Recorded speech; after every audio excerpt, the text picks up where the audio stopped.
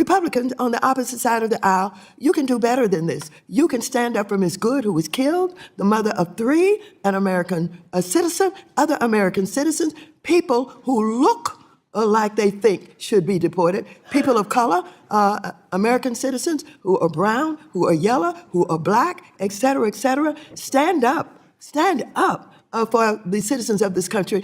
Otherwise, you're going to see a civil war that is being created between ICE and the National Guard. The invasion you're fueling of our country, it's treason.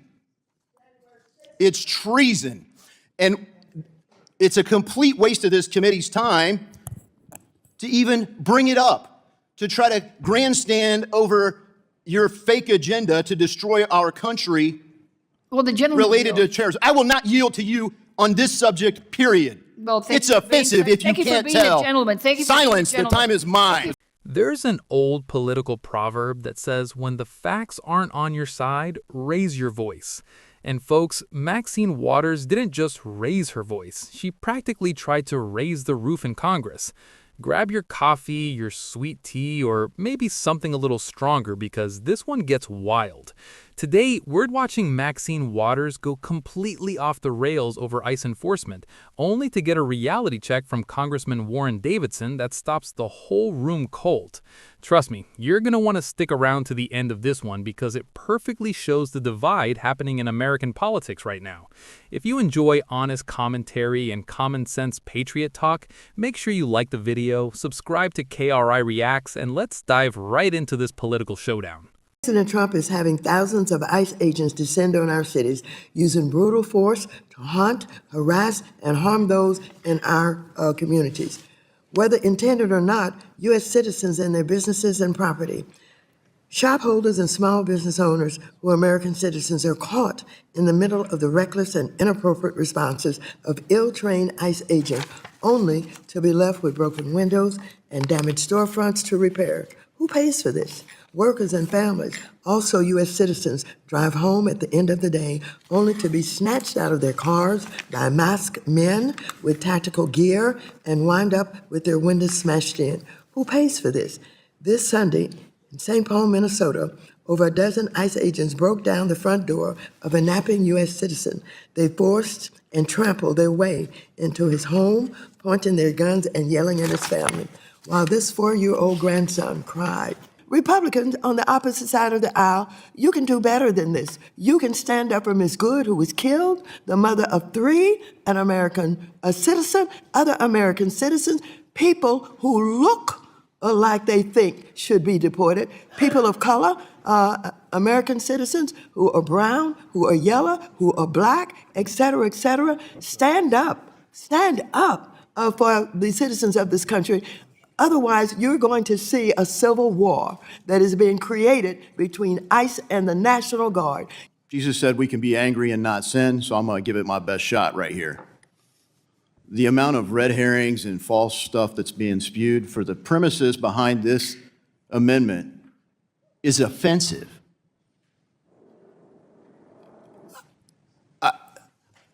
To tell the American people and us in this room that ICE is a terrorist organization and therefore TRIA should cover the losses? Are you freaking kidding me?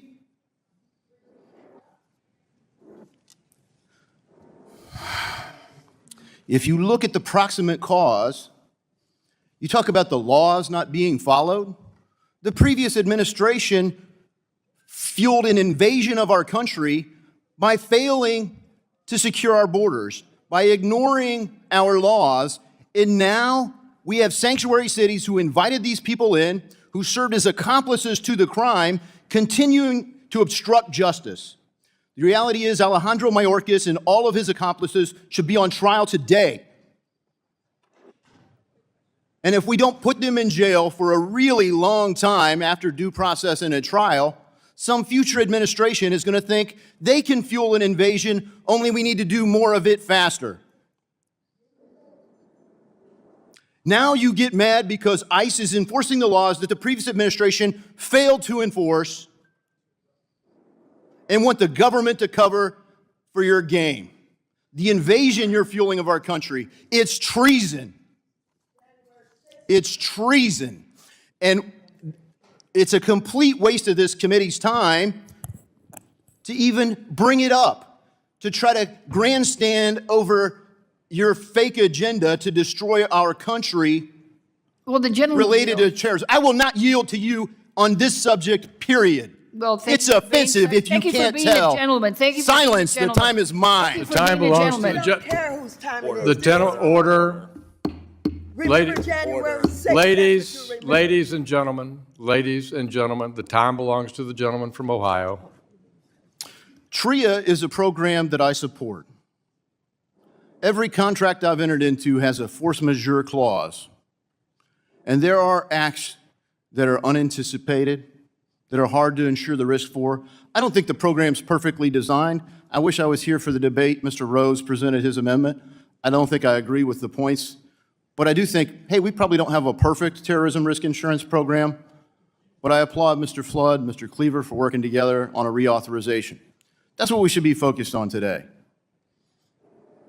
The idea that we would defund ICE is probably about as dumb as defunding the police. But Minneapolis wanted to do both. And so, yes, I hope those people are held accountable. But the Financial Services Committee is not the committee of jurisdiction for that.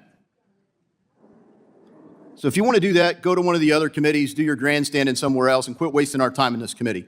I yield back. All right, folks, let's set the stage here. Maxine Waters took the floor during a heated committee discussion and launched into a fiery attack on ICE, accusing immigration agents of harassing communities and damaging property during enforcement operations. She described dramatic scenes of agents breaking doors, smashing windows, and frightening families, even claiming American citizens were being caught in the middle of these raids. According to Waters, these operations are reckless and harmful to communities, and she warned that the country could end up in what she called a civil war between federal agents and local communities if things keep escalating.